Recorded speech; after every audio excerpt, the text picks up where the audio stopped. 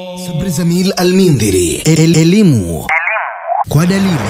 Asilimia kubwa ya wasomao ilmu hivi sasa wamepitwa na wakati kwa sababu ya nidhamu za kimaisha na mifumo ya kielimu na mambo mbalimbali. Watu wengi wanasoma nje wakati.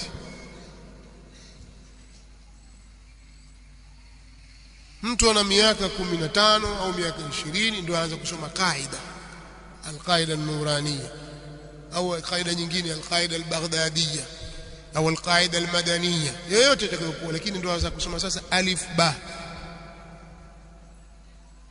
Sasa hii uone kwamba ushapitwa wewe miaka 10 na ngapi hapo, wakati wenzako safari umeianza na miaka 5 na miaka 6, huko ushapita siku nyingi.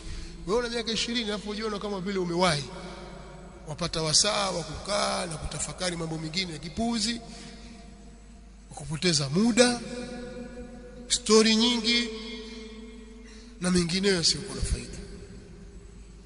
Kwa hiyo umepitwa.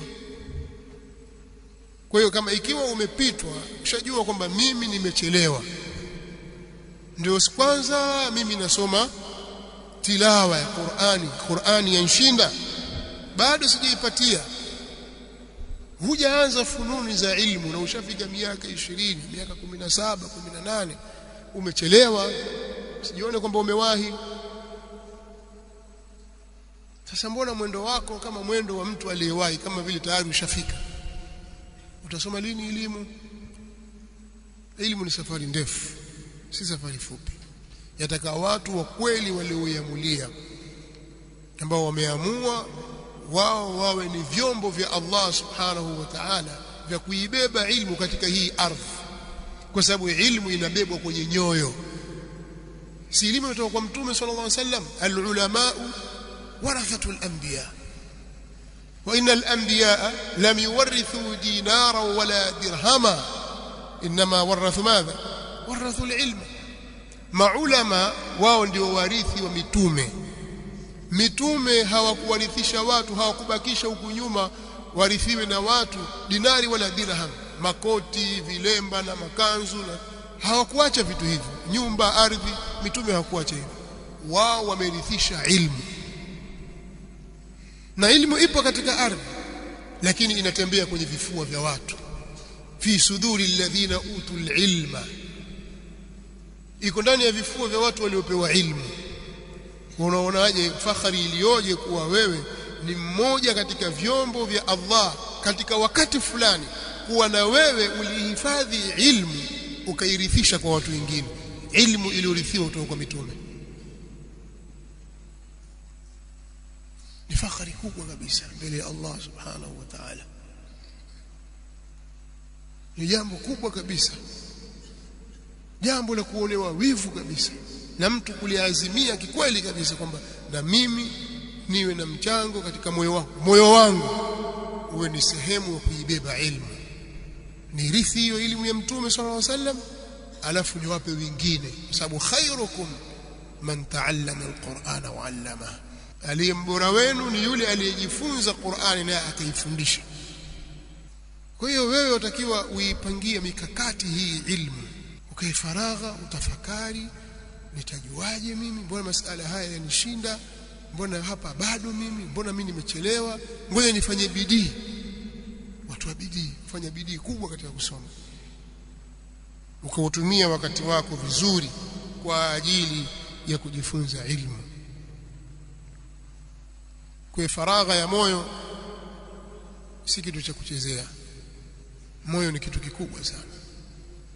Moyo, hicho kiungo alichokupa Allah subhanahu wa ta'ala, moyo akaweka ufahamu, amekumayizi wewe na makhlukati wengine, kwa kuwa amekupa moyo wenye fahamu, akakupa akili na maarifa, ukawa tofauti na viumbe wengine, akakutukuza, akakuweka juu. Walaqad karramna bani adam wa hamalnahum fil barri wal bahri ورزقناهم من الطيبات وفضلناهم على كثير ممن خلقنا تفضيلا. tumemkirimu mwanadamu, wallahi Allah anasema tumemkirimu mwanadamu. tukambeba tukamchukua yeye kwenye vipando bara na baharini, nchi kavu, wapanda ngamia, wapanda punda, wapanda nyumbu, wapanda farasi, wapanda magari. Allah ndiye alikusakhirishia vitu hivi wewe, mpaka ngamia katulia, dude kubwa lile likatulia ukalipanda. والخيل والبغال والحمير لتركبوها وزينة ويخلق ما لا تعلم.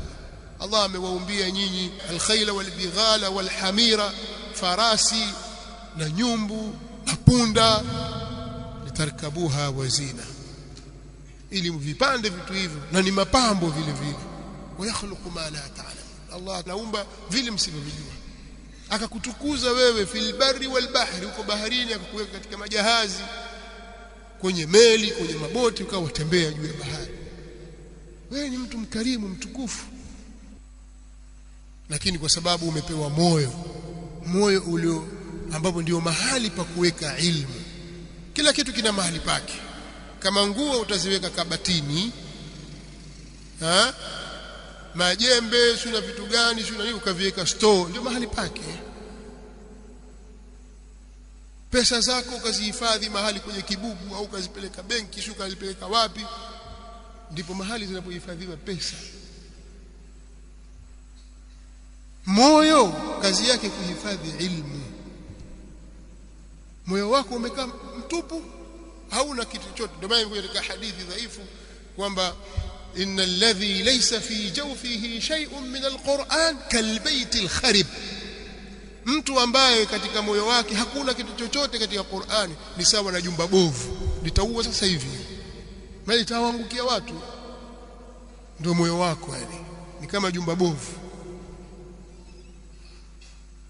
Sasa moyo kazi yake ni kuhifadhi Qur'an, kuhifadhi ilmu. Ikawa unafahamu, unajua kutofautisha baina haki na batil, halali na haramu. Wewe moyo wako umeuacha, umeingia mambo ya kiibilisi chungu nzima. Hukuupa faragha moyo huu kuujaza ilmu. Na walillahi alhamdu, Allah amejalia katika moyo ni chombo cha ajabu. Jaza utakavyojaza, moyo haujai. Nafasi ni pana, jaza utakachokijaza. Hakuna siku kwamba moyo utabasti kwa sababu elimu imejaa, hata siku moja. Vyombo vyote vyajaa vikafufurika, ila moyo ni kipande cha nyama Allah amekiumba. Ala inna fil jasadi mudgha idha salahat salaha aljasadu kulluhu wa idha fasadat fasada aljasadu kulluhu ala wa hiya madha, ala wa hiya. Katika mwili kuna kipande cha nyama, kikiwa kizuri hiki kipande cha nyama, mwili wote unakuwa mzuri. Kikiharibika kikawa kibaya, mwili wote unakuwa mbaya. Si kingine, ni moyo.